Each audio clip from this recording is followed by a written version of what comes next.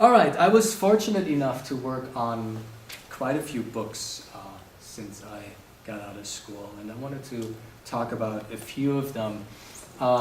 Some of them I only want to mention. Here's a book I did with the artist Alana Mann about a project she did in conjunction with the 2008 election.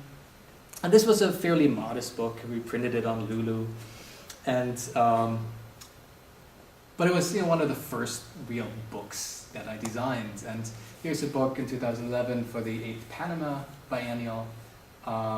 And that show dealt with the Panama Canal Zone, which used to be a United States territory, I think, until the 70s. It's pretty fascinating history. So there were artist responses, and I designed the catalog, which was bilingual and quite extensive. Here's a book that I designed for the writers Coyne and Erik Knutzen, who wrote another book called The Urban Homestead, that in the early 2000s, or in the late 2000s, or mid-2000s, was kind of a local favorite. And they deal a lot about self-sufficient living in the city. And I collaborated with the fabulous Tara Johnson on it, who I went to school with, and she did the illustrations. And Kelly and Erik they asked me to design the book, which is based on a lot of projects, the second book that they did. It's a project book, so it deals with things like how to make soap, and how to bake bread, and how to make a compost toilet, and how to kill a chicken. In fact, there is a project on that. And it was a perfect project for me because I'm interested in making things from scratch. I make jam, and I bake bread, and I make pickles and sauerkraut. And it was kind of a perfect fit. And Kelly and Erik are just fabulous people. The book is divided into 5 sections. An easy section for like day-to-day projects, all the way to a really hard projects, which are kind of infrastructure projects that take a long time. And structurally, I have this pattern that runs, that bleeds off the left and the right side of each page, that throughout the book gets darker. So each section is another step darker. As you flip through the book, you can kind of see that it ends up being the darkest in the end. And what I like about it is that it creates this gradient at the opposite side of the spine, so that even before you open the book, something about the structure of the book is communicated. Tira and I also worked we worked really hard to get the most out of just 2 colors. So we were limited by budget reasons on 2 colors, but it turns out when you use just the right colors, which seem to be like complements, but not quite, they're a little bit not quite complements. So a greenish blue and a yellowish orange. When you use those, you can actually get quite a few colors in between. And this, as I'm telling you that, I feel like, oh, that's not even true on this screen. But we chose the 2 colors on the bottom right, and the midpoint between those colors is actually a nice green, a hunter green. Not on this screen, sadly. But I actually brought the book, so if you want to check it out later on afterwards, they are here. So we, on this page there's greens, and there's bright orange, and there's in the seams of the chair, and there are these browns and olive colors, and obviously there's a bright blue as well. So it feels like there are more colors at work than we actually are using. And it was super exciting then for the first time to see a book that I designed actually end up in a bookstore. So that had to be documented.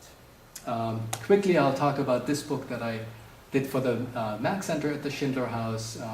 It was an exhibition curated by Susan Morgan and Kimberli Meyer about the architecture critic Esther McCoy.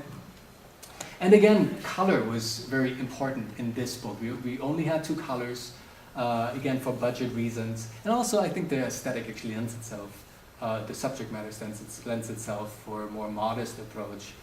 So these were some early sketches in an initial thoughts document that I sent to the client, where I talked about, well, maybe we can, whenever Esther McCoy, the critic and writer, talks, we can print it with the spot color, the red PMS color, whenever someone else talks about her work, we can print it with just black, and there's this kind of conceptual basis on how to use color. It also had a companion piece, the book, a little newspaper booklet talking about one specific project. And I was thinking about, well, how can that be attached to the end of the book? And I do like to work with adjectives to inform the visual language. And one thing that Susan, the curator, mentioned was this idea of homegrown sleekness, which kind of became a guiding term for the book. And then typeface studies, we ended up using Fairfield and Arvanier. And here are a few shots of the book. It's quiet, and I like to think kind of handsome and modest, but with elements of certainty and boldness. Okay. So here you can kind of see at the timeline that begins every section, you can kind of see it, but all the stuff that's about Esther's life is in red. All the stuff that's about things that happened in the world is printed in black. And again, here, this left page, that's her quote. And this quote here on the right is someone else talking about her work.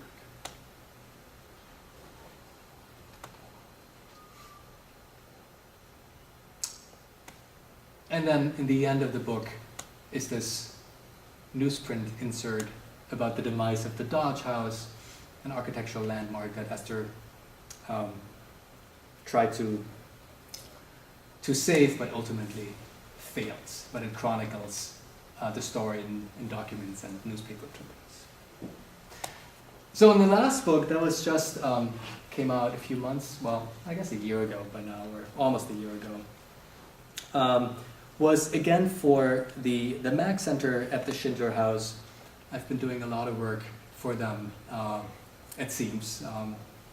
And this is a book for the exhibition Everything Loose Will Land that was part of the Pacific Standard Time Presents series. And the great Colleen Corcoran and I took on the job and collaborated on it. And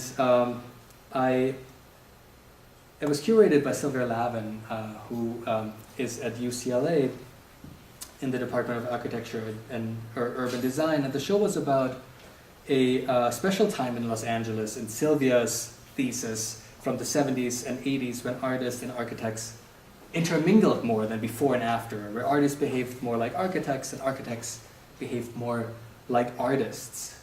And again, we started the project with this initial thoughts document, kind of laying out our vision and just putting some things down, like what are the dimensions of the book, and some kind of book map and a page count, and talking about the paper and so on.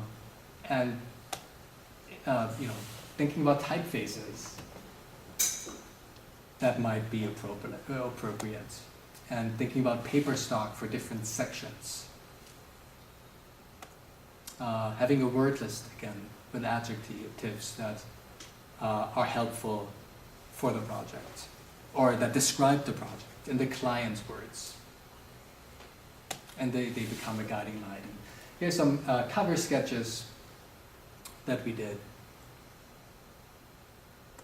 And we also proposed this end papers idea because Sylvia came back to framing the entire exhibition time-wise between the end of the Watt riots and the beginning of the Bunker Hill redevelopment in the 80s. And we were thinking, well, if this is the bookend to the exhibition, like Watt's riots, Bunker Hill, then maybe these could be dramatic images that, end papers that bookend the actual book. And that's actually what ended up happening. So it begins with an image of Studio Watts on the inside cover. And the first section is essays.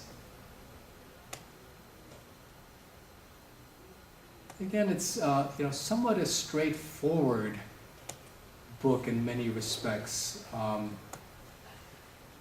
But then there are these moments where images push type out of the way and captions push type out of the way and page numbers on the bottom left invade the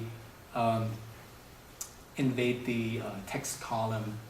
So there's a little bit of tension that we were after. And it helps to be working with awesome content. That's half your work is done. As a designer, it feels. At one point, I felt like it was necessary to print out the book twice the size to really figure out the grid, which miraculously it seemed, or maybe it just, I don't know, it just seemed too good to be true, but at a 9x12 format, maybe it's simple math in hindsight, but a 9x12 format, each page divides beautifully into a 24x30 a 2 square grid. So everything was based on a 1 grid unit. So the margin on the left was 2 units, and the margin on the top was 4 units, and the caption on the right was kind of 5 units, and it worked out kind of beautifully. And as at one point, the book kind of just designs itself when these decisions are made, and that's when things happen quickly and are fun. So in the middle section of the book has original documents, quite a large section, like more than 100 pages, and we decided to print that on a PMS yellow background color. And we were worried a bit that this book would be perceived as just this thing that has a lot of reprints of something else. And using this yellow background color, in hindsight, it really becomes, or what we achieved, I feel, was to create a very vibrant section. A section that was held together, was unified.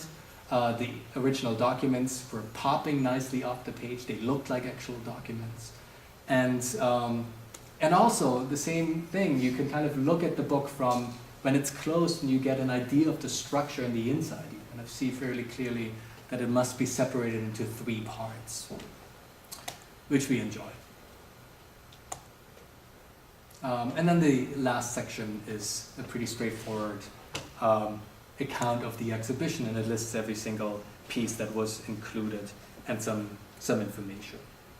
And it finishes with a picture of the Bonaventure. And I feel like it was quite a successful project, and we're certainly very proud of it, and the reception from the curator and the Mac Center was very positive. What made me especially proud was praise from the architecture critic of the LA Times, Christopher Hawthorne, who I read and revere quite a bit. And he did his year-end review on Twitter, and he said that the Everything Loose Will Land show was the most, maybe the only daring exhibition of the Getty Pacific Standard Time Presents series, and also had the finest catalog.